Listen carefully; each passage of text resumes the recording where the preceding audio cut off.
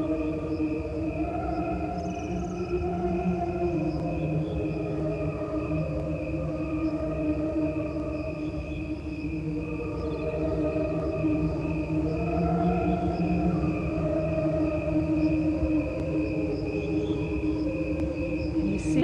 11:11 on your clocks?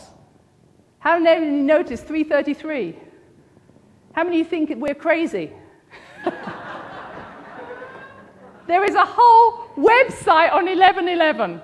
11:11, the numbers are waking you up. And then someone will come up to me and say, what are they waking me up to? I don't know, it's your remembering. When you see the clock at 11:11, you're going, okay, time to wake up. 3:33 is saying, really get into your soul's power. Okay, now all of you will notice it. Now I've said it. Others of you will say, but I saw 11:12. What does that mean? Nothing. Get over it. All these crop formations that we've been having are all wake-up calls. They're all fabulous symbols. I mean, I just love them. Look at the dolphins. Look at the birds. This is the Mayan calendar. This was a face that appeared holding a signal that we sent out by SETI in 1970. It sent a signal back to us with a different message in it. And they had to decode it using old computer language of 1970. Brilliant.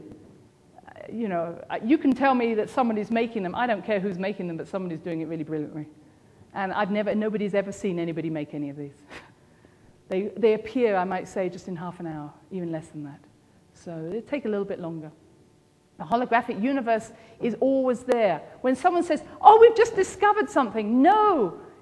All we've done is changed our consciousness to be able to see it. I want you to understand, everything's there already. We just have to raise our consciousness to find it. That's all that happens. And most of us are doing that anywhere we travel, when we go around the world. So what we're being asked to do is to activate the grids. And I want to speak just briefly on this. Around the earth is a grid system like the bodies of your own bodies. We have an emotional body of the earth, a mental body, and the soul body. At this moment in time, as we move into this unity consciousness, we are moving towards the Christ grid. It's called the Christ grid. Nothing I want to keep saying to do with Christianity, but with the understanding of Christ consciousness, the unity consciousness, which is a dodecahedron. What is let me just show you. That's a dodecahedron. Okay. The astral body is kept alive by our emotions.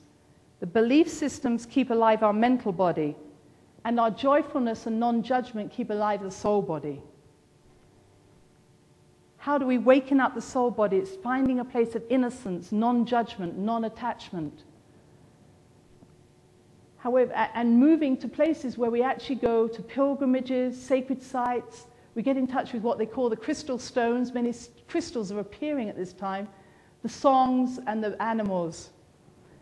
There is a great understanding that once we all tap into the soul grid, we will know who we are. We will no longer give our power away to anybody else. There are many in authority who would prefer we didn't tap into that soul grid. Therefore, what they're doing is increasing the emotional outplay of fear to keep the astral body of the earth alive. If we keep paying into the fear grid, we keep that hologram alive. If you do not play into it, the hologram starts to dissolve. Same with your beliefs. If you want to keep a belief alive, fight it, because that strengthens it. When people fight cancer, struggle against something, fight for peace, all they're doing is enhancing the very thing that they want to take away. If you want to do that, that's fine, but when you put that sort of energy in, you are just increasing the problem.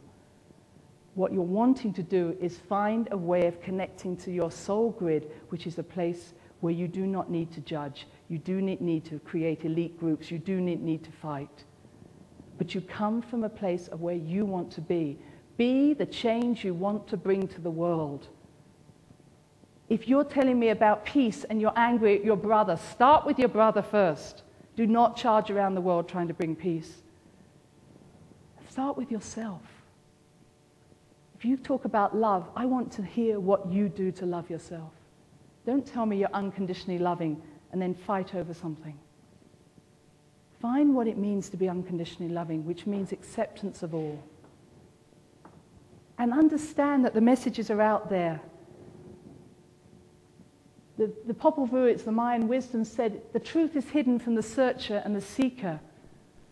The Gospel of Thomas said the knowledge has been hidden from those who wish to enter. Be as innocent as doves and as wise as serpents. It's saying you will never get there through your head. You cannot say, I'm going to enter the soul grid. You will only get there through your hearts and your innocence, through the child in you. And understand that messages are all around us. You may have heard this message. If you do not know this, the underlying message, you can hear the crickets. But the cricket sounds were slowed down to the same relationship with their lifespan to our lifespan. When it was slowed down, this is the music that was produced.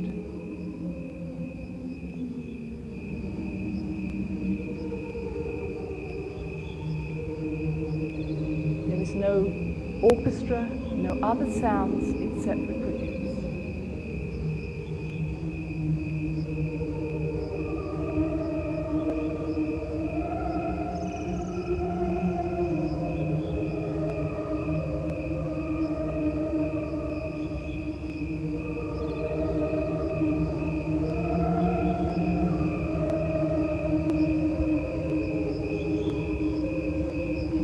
Our arrogance, that we're the only ones that produce the most beautiful music. Now when you hear a cricket, please don't say, I wish they were quiet.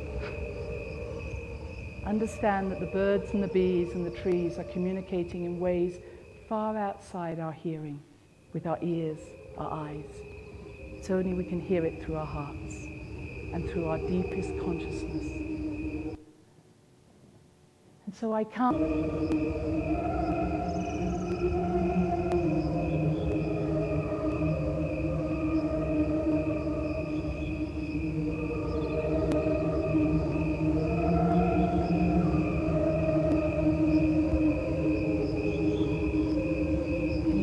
our arrogance, that we're the only ones that produce the most beautiful music.